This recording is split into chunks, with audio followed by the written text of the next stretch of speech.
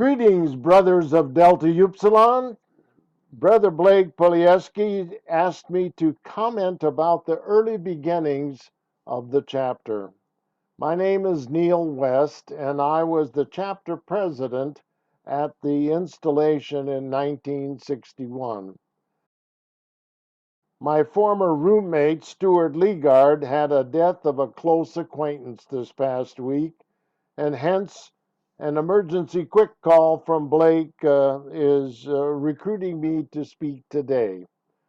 That's also why I don't buy green bananas.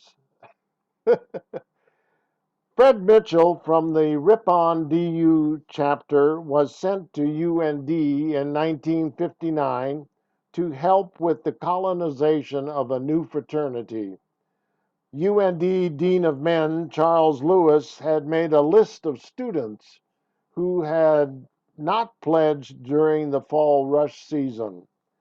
The 1834 colony of DU was started by some engineering students, as well as math and chem and pre-med and liberal arts majors. We were a diverse group of guys with various backgrounds from tiny towns, farms, and city guys from Minot, Fargo, Bismarck, and Grand Forks, and even Minneapolis. We went on to become professors, rocket engineers, researchers, academics, college presidents, attorneys, legislators, Peace Corps volunteers, teachers, and successful business leaders in many locations, but primarily in the upper Midwest. In those early years, we met in the old student union and had about 30 members the first year. However, by 1961, we had 49 fellows who were initiated into Delta Upsilon. I feel that the attraction to we oldsters was the non-secret, non-discrimination, non-hazing approach to fraternity life with high academic expectations. Early colony member Stan Hetzler was elected student body president. Can you imagine 4 college guys approaching an owner of a fourplex at 515 Oxford? We would like to buy your house for our fraternity. Our jaws dropped when in fact he said yes. I'm sure that his wife exclaimed, "You did what?" I think it was a contract for deed, as I recall, but we recovered and did every payment, and the deal was done. As I recall, DU International also loaned us monies to buy bunk beds, desks, and furniture to get the chapter house rolling and equipping a kitchen for meals. Of course, many of us remember fondly Mrs. Ewis, our house mother and also counselor during those early days. Some of the alums have pledged monies for the new house honoring Mrs. Ewis. What a lady she was. We learned a lot in those early days running the commissary and collecting rents and also our monthly dues. And kudos also to Mrs. Heen from more recent times. Many of us were members of the varsity bards, so music was a big part of our fraternity life, with robust singing after dinner and visits to serenade the sororities. The bards were a recruiting tool for the university, with spring tours in those years. Wally Bloom can attest to that success. Winning the Cooley IFC Sing was a first of many for the colony and chapter. By the way, I dumped in the Cooley on that initial success. My era started the infamous 2-yard hop. During the past several months, I have been impressed with many of my fellow DU brothers who are attending this function tonight in Grand Forks.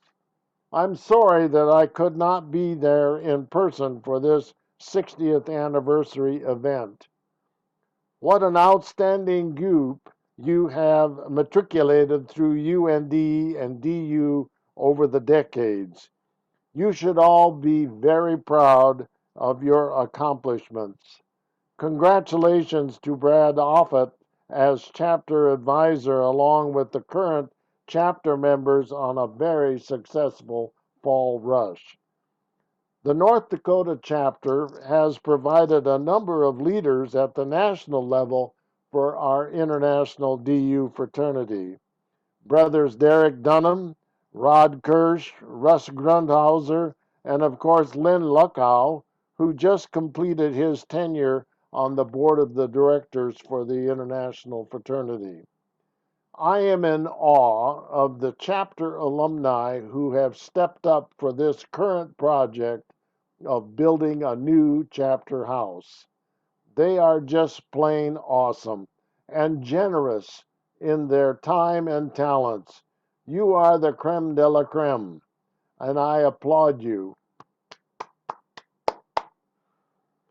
The challenges we face happen every day and in many different forms.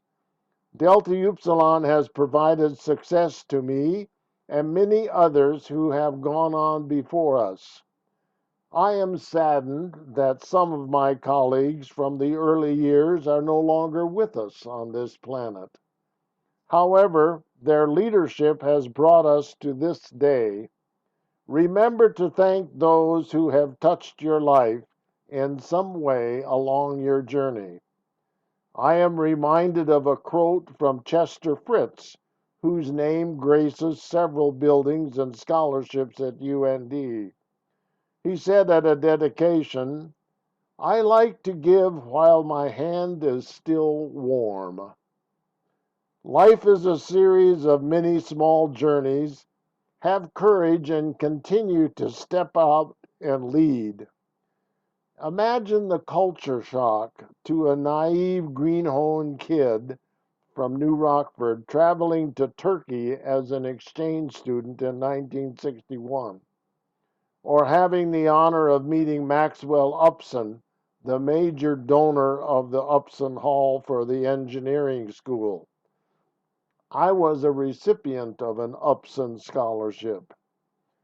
I thank DU for giving me the privilege to be a part of a legacy that is 60 years young and is continuing to push the envelope here at UND.